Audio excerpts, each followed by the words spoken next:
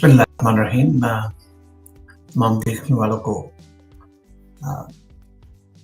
America से यूसुफ आपका अपना प्रोग्राम लाइव विद खबर यूसुफ भी आपकी खिदमत में सलाम करता है और सबको वेलकम का शो भी करते हैं।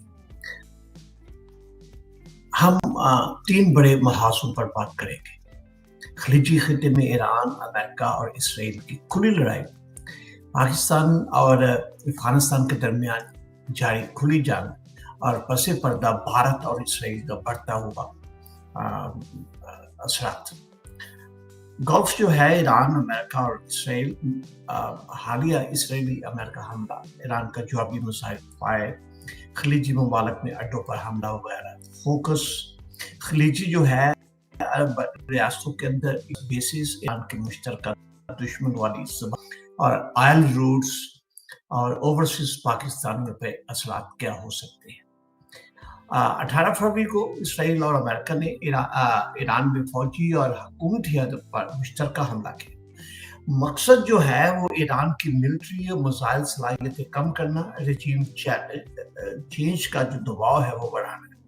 जवाब में ईरान ने खलीज में मौजूद अमेरिकी और इसराइली जो हदफ थे, टारगेट थे, उन पर मिसाइल बरसाए, जिनमें कतर, बहरीन, सऊदी अरब, यूएई वगैरह के अंदर बेसिस भी टारगेट हो।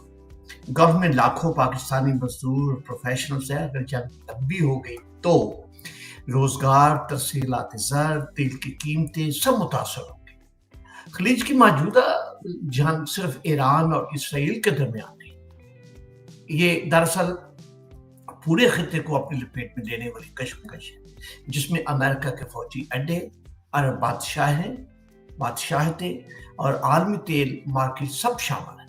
अगर ये कशीदगी खुली जंग में बदल गई तो सबसे बड़ा झटका मईशत को लगेगा और पाकिस्तान जैसी दरामदी जो है मईशत के लिए ये एक बहुत ही बड़ा शॉक हो।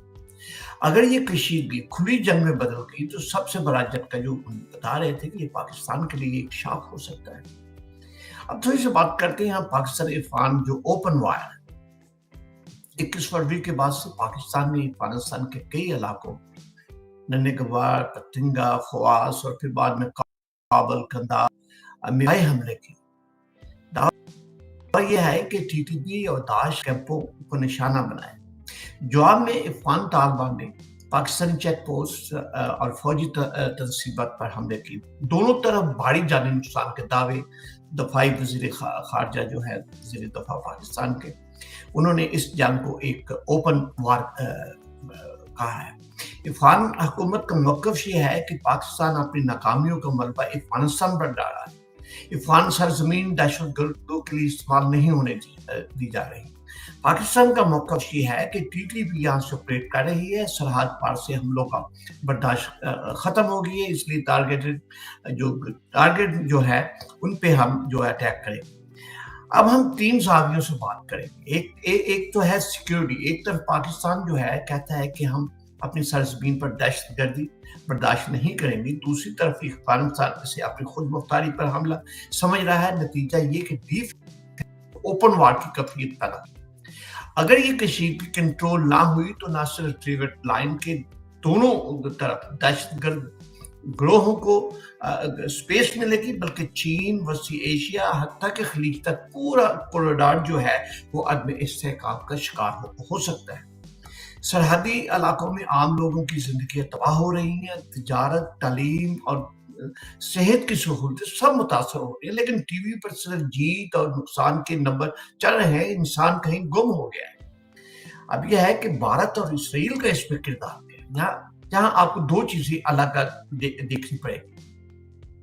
मौजूदा सरकारी ओपन डिप्लोमेसी और मिलिट्री कॉर्पोरेशन और सोशल मीडिया पर चलने वाली मुबालगाई जाली वीडियोस वगैरह जो है अफगानिस्तान में जो है भारत का जो है इंटरेस्ट जो है, भारत की अफगानिस्तान में रवायती दिलचस्पी, प्रोजेक्ट्स, तालिबान से पहले की हुकूमत के साथ करीबी ताल्लुकात, पाकिस्तान के स्ट्रेटेजिक डेप्थ का काउंटर्स, तालिबान के लिए आने वाले भी भारत ने मुकम्मल बाइकाट नहीं किया, बल्कि महदूद सफारती मौजूदगी और इंसानी इमदाद के जरिए अपनी जगह बनाने रखने की कोशिश की है।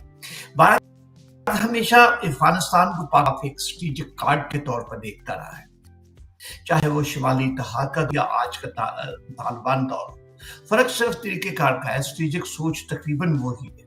ہمیں یہ ماننا ہوگا کہ بھارت اور اسرائیل دونوں خطے میں اپنی اسٹریٹجک جگہ بنائے رکھنے کے لیے افغانستان کو ایک چیس بورڈ کی طرح دیکھتے ہیں، لیکن ساتھ ہی ہمیں ہر وائرل ویڈیو اور بیان کو تصدیق کیے بغیر سچ نہیں مان لینا چاہیے، خاص طور پر جب ڈیپ فیک ٹیکنالوجی عام ہو چکی ہے۔